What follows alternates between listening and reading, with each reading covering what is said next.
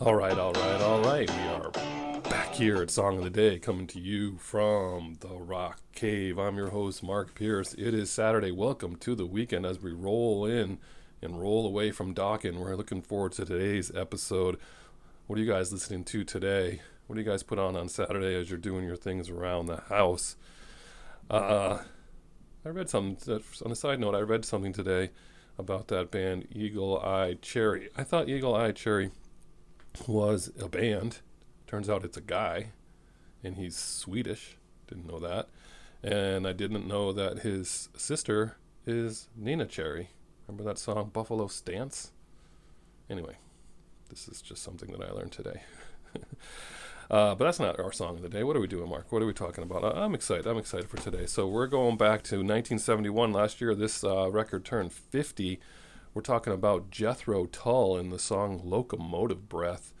I played this greatest hits the other day, and I just couldn't get over how many good songs there are.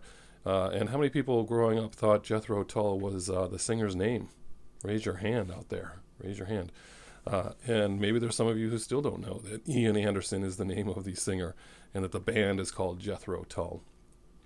You can admit it. It's okay. You're in a safe place if you didn't know that. But anyway, Jethro Tull. What a band this is. But again, we did do a full episode on them, so we're going to cut to the chase with Song of the Day. Again, 51 years old, this song. It was released in March of 1971 in Europe, and not until December of 71 in the United States. It did not chart. Re-released a few years later, and it charted somewhere in the 50s. It's a song about overpopulation. Ian Anderson's concern about the rapid rise in population and what that was doing. Anyway...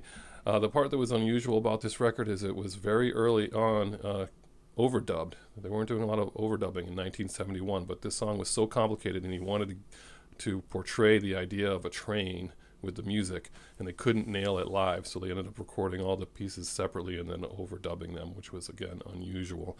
Off the album Aqualung, their most popular album, 7 million copies, best-selling album.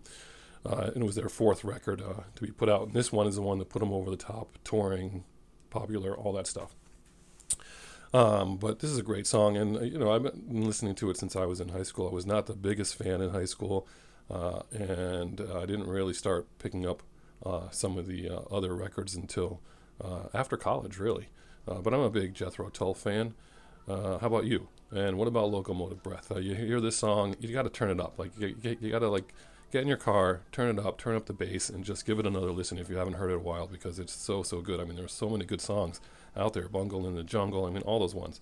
But this one sticks out still to this day. For me, if you want a deep cut, you go with Mother Goose or Song for Jeffrey, but really Mother Goose is a deep cut that you should check out if you're interested in diving a little bit deeper into Jethro Tull today. But a rock and roll flautist. Pretty amazing, right? Never got to see him in concert. Anyone out there see Ian Anderson or Jethro Tull in concert back in the day? Song of the day is Locomotive Breath, Jethro Tull. You guys like this song still? You listen to it? Listen to it today. Crank it up. Tell me what you think. Does it sit well with you still? It does for me. That's what I'm listening to. Whatever you're doing today, I hope it involves music. And as usual, I'll catch you on the flip side.